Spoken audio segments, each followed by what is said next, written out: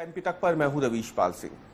MP तक की खास पेशकश एमपी फाइल्स में आज हम बात करने वाले हैं मध्य प्रदेश में भारतीय जनता पार्टी कैसे परिवारवाद को ना कह रही है उस पर।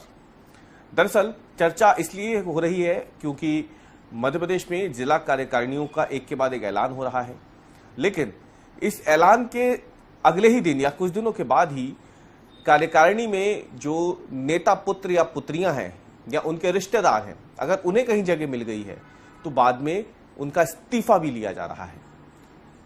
इसी को लेकर के आज हम चर्चा करने वाले हैं। 3 उदाहरण हम आपको देंगे। फग्गन सिंह कुलस्ते की बहन हो, गिरीश गौतम जो कि पूर्व विधानसभा अध्यक्ष रह चुके हैं, उनके बेटे राहुल गौतम हो, या फिर अगर हम बात करें यहाँ दूसरे नामों की तो उसमें हम देख रहे हैं जो मध्य प्रदेश जो संपत्तियां उइके हैं उनकी भी अगर हम बेटी की बात करें, ये तमाम ऐसे नाम हैं जिनका जिला कार्यकारिणी में पहले नाम का ऐलान होता है, लेकिन कुछ ही दिनों के बाद या कुछ ही घंटों के भीतर ये अपने पद से तुरंत इस्तीफा दे देते हैं।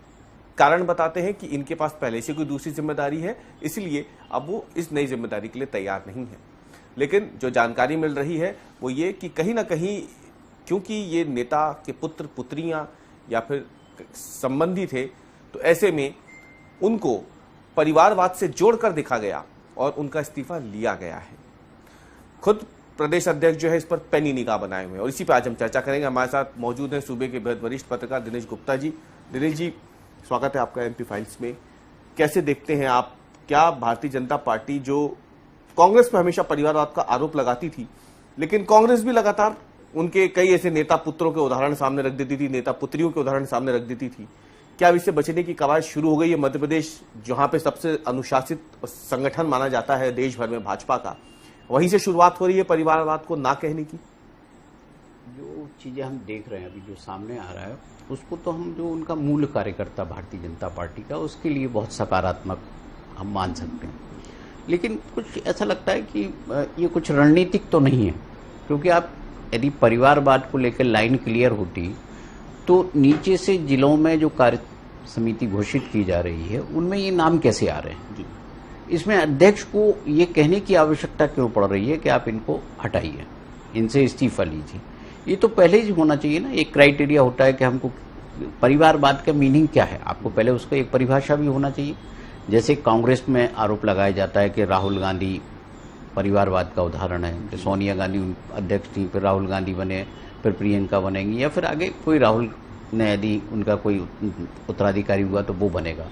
वो परिवारवाद को भारतीय जनता पार्टी कहती रही। तो मध्य प्रदेश में भी आप देखें ना कि बहुत सारे उदाहरण होंगे जिसमें कहीं ना कहीं पिता की जो विरासत है वो पुत्र ने संभाली, और आगे भारतीय जनता पार्टी उसका क्या करती है, कैसे करती है, वो भी देखना इंटरेस्टिंग ही होगा ना। आप देखिए, पिछली बार जब हमने देखा था कि कैलाश विजयवर्गीय को जब विधानसभा का टिकट दिया गया तो उनके पुत्र का टिकट काट दिया गया था, इसके पहले उनके पुत्र को दिया गया था। लेकिन परिवारवाद को आप ये नहीं कर सकते एक्स पर लाइव लागू होगा और वाई पर नहीं होगा। जब आप आकाश विजयवर्गीय को टिकट दे रहे थे तो फिर दूसरे नेता पुत्रों में उम्मीद जागी। तो ये समय समय पर जो पार्टी अपनी नीति बदलती है ना, उससे भी कई बार ये होता है कि ये सब्जेक्टिव है, ये कुछ समय के लिए। इसमें यदि आप परिवारवाद या किसी मुद्दे का विरोध करते हैं तो स्थायी तौर पर ये होना चाहिए कि हमको परिवारवाद की ये डेफिनेशन है, इसमें हम किसी को एंटरटेन नहीं करेंगे। तो जब जानने की कोशिश करेंगे दिनेश जी, तो जब नामों का ऐलान होता है तो भारतीय जनता पार्टी तो बहुत ज्यादा माइक्रो मैनेजमेंट के लिए जानी जाती है। मध्य प्रदेश की जब हम बात करें तो हर एक बूथ पे, हर एक ब्लॉक स्तर पे उसके अपने कार्यकर्ता मौजूद हैं। तब क्या उस वक्त ये चीजें नहीं मालूम थी कि फला व्यक्ति जिसको हम पद दे रहे हैं वो फला नेता का बेटा है या फला नेता की बेटी है या उनकी बहन है, या ऐसे कोई दूसरे उदाहरण है, या फिर बाद में ये एक संदेश देने की कोशिश है उन नेताओं को भी जो कहीं ना कहीं मान के चल रहे हैं कि उनके बाद उत्तराधिकारी तो उनके अपने बेटे बेटी या फिर सगे संबंधी रहेंगे? मैंने कहा ना कि ये आई वॉश है।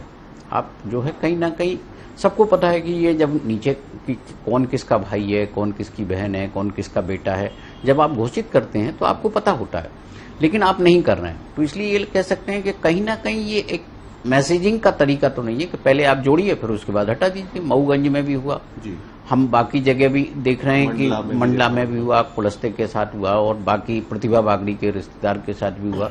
जब ये हो रहा है तो फिर ये मऊगंज में जब होता है तो फिर आगे जिले उसको क्यों नहीं फॉलो करते, क्यों नहीं मानते? तो कहीं ना कहीं ये ऐसी चीज है जो पॉलिसी लेवल पर नीचे जिलों को कहीं ना कहीं बताया नहीं गया। यदि बताया गया होता तो ये पहले ही फिल्टर लग गया होता, फिर ये बताने का, ये मैसेजिंग की जरूरत ही नहीं पड़ती कि हम परिवारवाद के खिलाफ हैं। इसलिए ये लगता है मुझे कि ये टोटली आई वॉश है, ये कुछ दिनों की बात है। आगे हो सकता है जब विधानसभा का चुनाव आए तो एक नए रूप में आए। अभी तो कार्य समिति है, निगम मंडल अभी बाकी हैं, पार्टी ने पर्यवेक्षक भेजे थे, उन पर्यवेक्षकों की रिपोर्ट भी तो इन्हीं को लेकर थी ना। तो पर्यवेक्षकों से भी तो सवाल होना चाहिए कि आपने ऐसे रिकमेंडेशन क्यों किए, ऐसे नाम क्यों दिए। यदि पर्यवेक्षकों की रिपोर्ट में नहीं थे तो फिर अनाउंस कैसे हो गए। बहुत सारी चीजें हैं। ये हो सकता है ये आधा सच हो, आधा सच अभी आना बाकी हो। एक अंतिम सवाल ये रहेगा दिनेश जी की, जब हम कार्यकारिणी की जो घोषणाएं हो रही है लगातार, उसमें हम देख रहे हैं कि प्रमुख जिले सारे अब तक उनके घोषित हो गए हैं, खासतौर से उज्जैन जैसा जबकि मुख्यमंत्री का गृह जिला है वहां पे भी नाम हो गए। लेकिन कुछ ऐसे जिले हैं जहां पे पेच फंसा हुआ है, ग्वालियर हो गया, सागर हो गया, इंदौर हो गया। तो क्या किसी तरीके का पेच वहां के जो बड़े नेता हैं, जो क्षत्रप एक तरीके से उस इलाके में कहे जाते हैं, ग्वालियर की बात हो, सागर की बात हो या फिर इंदौर की बात हो, क्योंकि कहा जा रहा है कि सागर में 3 बड़े जो नेता हैं, गोविंद राजपूत हो, भूपेंद्र सिंह हो या आपके गोपाल भार्गव हो, ग्वालियर में जाहिर सी बात है नरेंद्र सिंह तोमर भी हैं, सिंधिया घराना भी है, इंदौर में कैलाश विजयवर्गीय हो या फिर सुमित्रा महाजन हो, कहीं ना कहीं इनके कुल से जुड़े हुए लोग तो हैं ही जो अब एक नई जिम्मेदारी का इंतजार कर रहे हैं। तो उनके सामने फिर अब भविष्य क्या है, किस तरीके से रहेगा? क्योंकि सक्रिय राजनीति में तो वो नहीं दिखते हैं, लेकिन कहीं ना कहीं वो अपने पिता के लिए, अपनी मां के लिए या फिर अपने परिजनों के लिए पॉलिटिक्स में कुछ ना कुछ तो करते ही रहते हैं। बिल्कुल, देखिए यही तो महत्वपूर्ण है कि आप जो परिवार है, भाजपा हमेशा ये कहती रहे कि हमारा कार्यकर्ता है, कि परिवार का है तो क्या उसका वो कार्यकर्ता नहीं हो सकता, वो मेहनत नहीं कर सकता। तो उसी के आधार पर आप परिवारवाद को कहीं ना कहीं संरक्षण देते रहे। अब जब आप जो है एक नए रूप में सामने, अब आप कह रहे हो परिवारवाद के विरोधी, लेकिन आप इस परिवारवाद को आगे ले जाएंगे जिन जिलों में विवाद है, तो क्या उसमें एप्लीकेबल होगा ये जो आपने अभी चलाया? यदि नरेंद्र सिंह तोमर चाहेंगे कि उनका बेटा आगे भारतीय जनता पार्टी की जिला कार्यकारिणी में आए, तो आप किस तरह से रोकेंगे? ये भी महत्वपूर्ण है। जब आप उसको रोकने की कोशिश करेंगे तो फिर उसका असर आगे की सियासत पर कैसे होगा? क्या एक परिवार का मनोबल भी तो टूटता है ना, कि आप देखिए वो मेहनत कर रहा है, साथ में लगातार जो है आपके दौरे कर रहा है, कॉन्स्टिट्यूंसी मैनेज कर रहा है, तो वो कर रहा है अपने पिता के लिए, और पिता के बाद उसकी सेकंड होती है कार्यकर्ता पार्टी जो है। तो यहाँ जो पार्टी के भीतर जो चीजें हैं वो मुझे लगता है कि इलेक्शन उनकी स्ट्रेटजी अलग होगी और अभी जो कार्यकारिणी वाली बात है वो अलग है।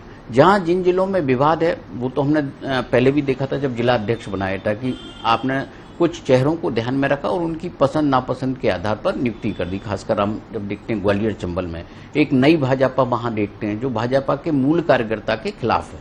अब वहां यदि जो है आप सिंधिया जी को वेटेज नहीं देंगे, शिवपुरी, गुना, ग्वालियर, ये जो इलाका है, तो उनके साथ जो लाखों लोग आए थे, जो सैकड़ों कार्यकर्ता, हजारों लोग थे, उनमें भी मनोबल प्रभावित होगा, उनमें कहीं असंतोष होगा।